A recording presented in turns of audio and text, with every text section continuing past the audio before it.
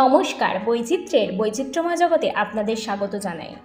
আজ রবিবাসরীয় দুপুরে আমাদের গপ্পবকের আসরে আপনারা প্রথমবারের জন্য শুনতে চলেছেন সুকুমার রায়ের লেখা একটি মজাদার গল্প, সব জানতা। সুকুমার রায় জন্ম 30শে অক্টোবর 1887 এবং মৃত্যু 1923 সালের 10ই সেপ্টেম্বর। তিনি ছিলেন একজন বাঙালি শিশু সাহিত্যিক ও ভারতীয় সাহিত্যে ননসেন্স ছড়ার প্রবর্তক। তিনি একাধারে যেমন ছিলেন লেখক, ছড়াকার, শিশু সাহিত্যিক, সেরকমই রম্য রচনাকার, প্রাবন্ধিক, নাট্যকার এবং সম্পাদক হিসেবেও তিনি খ্যাতি অর্জন করেছিলেন। তিনি ছিলেন জনপ্রিয় শিশু সাহিত্যিক উপেন্দ্রকিশোর রায়চৌধুরীর সুযোগ্য সন্তান এবং তার পুত্র সত্যজিৎ রায় বিশ্ব দরবারে সমান খ্যাতিমান। তার লেখা বিখ্যাত কবিতার বই আবোল তাবোল, গল্প হযবরল, গল্প সংকলন পাগলা দাশু এবং নাটক চলচ্চিত্র চঞ্চরী বিশ্ব সাহিত্যে সর্বযুগের সেরা ননসেন্স ধরনের ব্যঙ্গাত্মক শিশু সাহিত্যের অন্যতম বলে মনে করা হয়। কেবল অ্যালিস ইন ওয়ান্ডারল্যান্ড ইত্যাদি কয়েকটি মুষ্টিমেয় ধ্রুপদী সাহিত্যই যাদের সমকক্ষ। মৃত্যুর শতবর্ষ পরেও তিনি বাংলা সাহিত্যের সবচেয়ে জনপ্রিয় শিশু সাহিত্যিকদের মধ্যে অন্যতম একজন। আজকের গল্পটি আমরা নিয়েছি লীলা মজুমদার সম্পাদিত গীতাঞ্জলি পাবলিশার্স থেকে প্রকাশিত সুকুমার রায় গল্প সমগ্র থেকে। তাহলে শুরু করা যাক আমাদের আজকের নিবেদন, সব জানতা। আমাদের সব জানতা দুলিরামের বাবা কোনো একটা খবরের কাগজের সম্পাদক। সেই জন্য আমাদের মধ্যে অনেকের মনে তাহার সমস্ত কথার উপর অগাধ বিশ্বাস দেখা যাইত। যে কোনো বিষয়ই হোক, জার্মানির লড়াইয়ের কথাই হোক আর মোহনবাগানের ফুটবলের ব্যাখ্যাই হোক, দেশের বড়লোকদের ঘরোয়া গল্পই হোক আর নানা রকমের উৎকট রোগের বর্ণনাই হোক, যে কোনো বিষয়ে সে মতামত প্রকাশ করিতই। একদল ছাত্র অসাধারণ শ্রদ্ধার সঙ্গে সে সকল কথা শুনিত। মাস্টার মশাইদের মধ্যেও কেউ কেউ এ বিষয়ে তাহার ভারী পক্ষপাতী ছিলেন। দুনিয়ার সকল খবর লইয়া সে কারবার করে, সেই জন্য পণ্ডিত মশাই তাহার নাম দিয়েছিলেন সব জানতা। আমার কিন্তু বরাবরই বিশ্বাস ছিল যে সব জানতা যতখানি পাণ্ডিত্য দেখায়, আসলে তার অনেকখানি উপর চালাকি। দু চারটে বড় বড় শোনা কথা আর খবরের কাগজ পড়িয়া 2-10টা খবর, এইমাত্র তার পুঁজি। তাহারই উপর রংচং দিয়া নানা রকম বাজে গল্প জুড়িয়া সে তাহার বিদ্যা জাহির করিত। একদিন আমাদের ক্লাসে পণ্ডিত মশাইয়ের কাছে সে নায়াগ্রা জলপ্রপাতের গল্প করিয়াছিল। তাহাতে সে বলে যে নায়াগ্রা 10 মাইল উঁচু এবং 100 মাইল চওড়া। একজন ছাত্র বলিল, সে কি করে হবে? এভারেস্ট সবচেয়ে উঁচু পাহাড়, সেই মোটে 5 মাইল।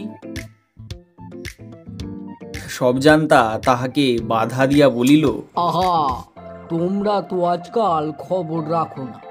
যখনই তাহার কোনো কথায় আমরা সন্দেহ বা আপত্তি করিতাম, সে একটা জাতা নাম করিয়া আমাদের ধমক দিয়া বলিত, তোমরা কি অমুকের চাইতে বেশি জানো?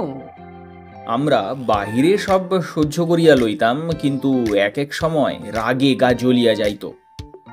সব জানতা যে আমাদের মনের ভাবটা বুঝিত না তাহা নহে, সে তাহা বিলক্ষণ বুঝিত এবং সর্বদাই এমন ভাব প্রকাশ করিত যে আমরা তাহার কথাগুলি মানি বা না মানি তাহাতে তাহার কিছু মাত্র আসে যায় না।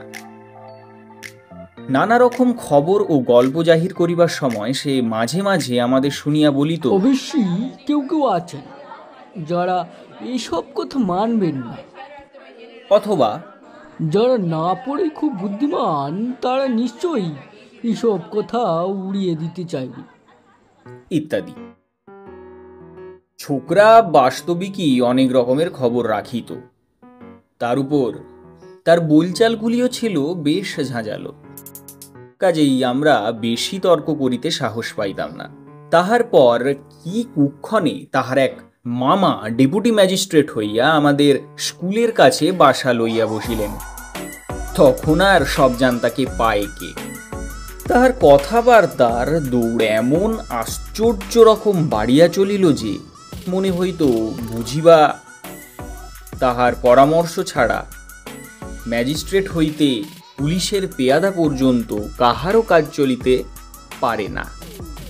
স্কুলে ছাত্রমহলে তাহার খ্যাতির ও প্রতিপত্তির এমন আশ্চর্য রকম জমিয়া গেল যে আমরা কয়েক বেচারা, যাহারা বারবার তাহার নানা রকম ঠাট্টা তামাশা করিতাম, বিদ্রূপ করিতাম, আমরা একেবারেই কোণঠাসা হইয়া রইলাম। এমনকি আমাদের মধ্যে দু একজন তাহার দলে যোগ দিতেও আরম্ভ করিল। অবস্থাটা শেষটায় এমন দাঁড়াইল যে স্কুলে আমাদের টেকা দায় হইল। 10টার সময় আমরা কাঁচুমাচু করিয়া ক্লাসে ঢুকিতাম, আর ছুটি হইলেই সকলে ঠাট্টা বিদ্রূপ হাসি তামাশা হাত এড়াইবার জন্য দৌড়িয়া বাড়ি চলে আসিতাম। টিফিনের সময়টুকু হেডমাস্টার মশাইয়ের ঘরের সামনে বসে একখানা বেঞ্চের উপর অত্যন্ত ভালো মানুষের মতন পড়াশুনো করিতাম। এইরকম ভাবে কতদিন চলিত জানি না, কিন্তু একদিনের একটি ঘটনায় হঠাৎ সব জান্তা মশাইয়ের জারি জুরি সব এমনই ফাঁস হইয়া গেল যে তাহার অনেক দিনকার খ্যাতি ওই একদিনেই লোপ পাইল হাফ। আর আমরাও সেই দিন হইতে একটু মাথা তুলিতে পারিয়া হাফ ছাড়িয়া বাঁচিতে পারিলাম। সেই ঘটনারই গল্প বলিতেছি। একদিন শোনা গেল লোহারপুরের জমিদার রামলাল বাবু আমাদের স্কুলে 3000 টাকা দিয়েছেন একটা ফুটবল গ্রাউন্ড ও খেলার সরঞ্জামের জন্য। আরও শুনিলাম রামলাল বাবুর ইচ্ছা সেই উপলক্ষে আমাদের একদিন ছুটি ও একদিন রীতিমতো ভোজের আয়োজন হয়। কয়েকদিন ধরিয়া এই খবরটাই আমাদের প্রধান আলোচনার বিষয় হইয়া উঠিল। কবে ছুটি পাওয়া যাবে, কবে খাওয়া দাওয়া এবং কি খাওয়া দাওয়া হইবে, এই সকল বিষয়ে জল্পনা কল্পনা চলিতে লাগিল। সব জান্তা দুলিরাম বলিল যেবার সে দার্জিলিং গিয়েছিল সেবার নাকি রামলাল বাবুর সঙ্গে তাহার দেখা সাক্ষাৎ হয়, এমনকি আলাপ পরিচয় পর্যন্ত হইয়াছিল। রামলাল বাবু তাহাকে কেমন খাতির করিতেন, তাহার কবিতা আবৃত্তি শুনিয়া কি কি প্রশংসা করিয়াছিলেন, এ বিষয়ে সে স্কুলের আগে এবং পরে সারাটি টিফিনের সময় এবং সুযোগ পাইলেই ক্লাসের পড়াশোনার ফাঁকে ফাঁকেও নানা অসম্ভব রকমের গল্প বলিত। অসম্ভব বলিলাম বটে, কিন্তু তাহার চেলার দল সে সকল কথা নির্বিচারে বিশ্বাস করিতে একটুও বাধাবোধ করিত না।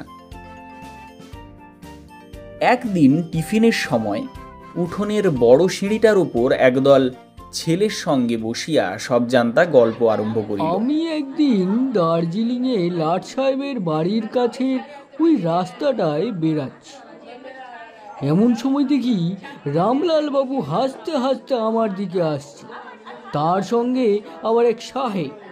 রামলাল বাবু বললেন, তুলিরাম, তোমার সেই ইংরেজি কবিতাটা একবার এঁকে শোনাতে হচ্ছে। আমি এর কাছে তোমার বহুত সুখ্যাতি করেছিলাম, তাই ইনি সেটা শুনবার জন্য ভারী ব্যস্ত হয়ে উঠেছে। উনি নিজে থেকে বলছেন, তখন আমি আর কি করি, আমি সেই ক্যাসাবিয়াঙ্কা থেকে আবৃত্তি করলাম। তারপর দেখতে দেখতে যা ভিড় জমে গেল, সবাই শুনতে চায়, সবাই বলে।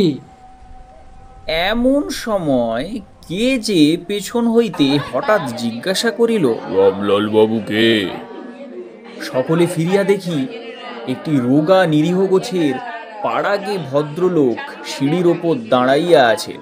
সব জান্তা বলিল, হ্যাঁ, রামলাল বাবুকে তাও জানেন না? লোহারপুরের জমিদার রামলাল রায়। ভদ্রলোকটি অপ্রস্তুত হইয়া বলিলেন, হ্যাঁ, তা নাম শুনেছি। সে তোমার কেউ হয়? আরে না না, কেউ হয় না, এমনি খুব ভাব আছে আমার সঙ্গে, তাই চিঠিপত্র চলে। ভদ্রলোকটি আবার বলিলেন, রামলাল বাবু লোকটি কেমন? সব জান্তা উৎসাহের সাথে বলিল, চমৎকার লোক, যেমন চেহারা তেমনই কথাবার্তা তেমনই কায়দা দুরস্ত। এই আপনার চেয়ে প্রায় আধাখানিক লম্বা হবেন, আর সেই রকম তার তেজ। আমাকে তিনি কুস্তি শেখাবেন বলেছিলেন, আর কিছুদিন থাকলেই ওটা বেশ রীতিমতো শিখে আসতাম। ভদ্রলোকটি বলিলেন, বলো কি হে, তোমার বয়স কত? আগে এইবার 13 পূর্ণ হবে। বটে বটে, বয়সের পক্ষে খুব চালাক তো। বেশ তো কথাবার্তা বলতে পারো। কি নাম হে তোমার? দুলিরাম ঘোষ। রণদাবাবু ডেপুটি আমার মামা হন। শুনিয়া ভদ্রলোকটি ভারী খুশি হইয়া হেডমাস্টার মশাইয়ের ঘরের দিকে চলিয়া গেলেন। ছুটির পর আমরা সকলেই বাহির হইলাম। স্কুলের সম্মুখেই ডেপুটি বাবুর বাড়ি। তাহার বাহিরের বারান্দায় দেখি সেই ভদ্রলোকটি বসিয়া দুলিরামের ডেপুটি মামার সঙ্গে গল্প করিতেছেন। দুলিরামকে দেখিয়া মামা ডাক দিয়া বলিলেন, দোলে, এদিকে আয়, একে প্রণাম কর। এটি আমার ভাগ্নে ভদ্রলোকটি দুলিরাম। হাসিয়া বলিলেন, হ্যাঁ, এর পরিচয় আমি আগেই পেয়েছি। দুলিরাম আমাদের দেখাইয়া খুব আড়ম্বর করিয়া ভদ্রলোকটিকে প্রণাম করিল। ভদ্রলোকটি বলিলেন, কেমন? আমায় তো তুমি জানোই। দুলি বলিল, আগে হ্যাঁ, আজ স্কুলে দেখেছিলাম। আমার পরিচয় জানো না বুঝি? সব জানতা এবার আর জানি কিছু বলিতে পারিল না। আমতা আমতা করিয়া মাথা চুলকাইতে লাগিল। ভদ্রলোকটি তখন বেশ একটু মুচকি মুচকি হাসিয়া আমাদের শুনাইয়া বলিল, আমার নাম রামলাল রায়, লোহারপুরের রামলাল রায়। দুলিরাম খানিকক্ষণ হাঁ করিয়া দাঁড়িয়া রইল। তারপর মুখখানা লাল করিয়া হঠাৎ এক দৌড়ে বাড়ির ভেতর ঢুকিয়া গেল। ব্যাপার দেখিয়া ছেলেরা রাস্তার ওপর হো হো করিয়া হাসিতে লাগিল। তার পরের দিন আমরা স্কুলে আসিয়া দেখিলাম সবজানদা আসে নাই। তাহার নাকি মাথা ধরিয়াছে। নানা অজুহাতে সে 2-3 দিন কামাই করিল। তারপর যেদিন সে স্কুলে আসিল, তখন তাহাকে দেখিবা মাত্র তাহারই কয়েকজন চেলা, আরে রামলাল বাবুর চেলা এসেছে রে। আরে কুস্তিবীর, আরে চিঠিপত্র হলো নাকি দাদা? আরে চিঠিপত্র বলিয়া হলো। তাহাকে একেবারে ঘিরিয়া দাঁড়াইল। তারপর যতদিন সে স্কুলে ছিল ততদিন তাহাকে খেপাইতে হলে বেশি কিছু বলার দরকার হইত না। খালি একটিবার রামলাল বাবুর খবর জিজ্ঞাসা করিলেই বেশ তামাশা দেখা যাইত। এতক্ষণ আপনারা শুনছিলেন সুকুমার রায়ের লেখা সব জানতা। গল্পের সূত্রধার আমি রায়া, গল্পকথক রামলাল বাবু এবং ছাত্রের ভূমিকায় প্রীতম, সব জানতা এবং মামার ভূমিকায় সুমন, পোস্টার ডিজাইন এবং স্পেশাল সাউন্ড এফেক্টসে প্রীতম। ধন্যবাদ জানাই বৈচিত্র্য পরিবারের সকল সদস্যদের। আবার দেখা হবে আগামী রবিবার অন্য কোনো নতুন একটি গল্প নিয়ে। ততক্ষণ পর্যন্ত আপনারা আমাদের চ্যানেলটিকে সাবস্ক্রাইব করে আমাদের পাশে থাকুন, আর এইভাবেই ভালোবাসা দিতে থাকুন, আর শুনতে থাকুন বৈচিত্র্য গপ্প বুক। ধন্যবাদ।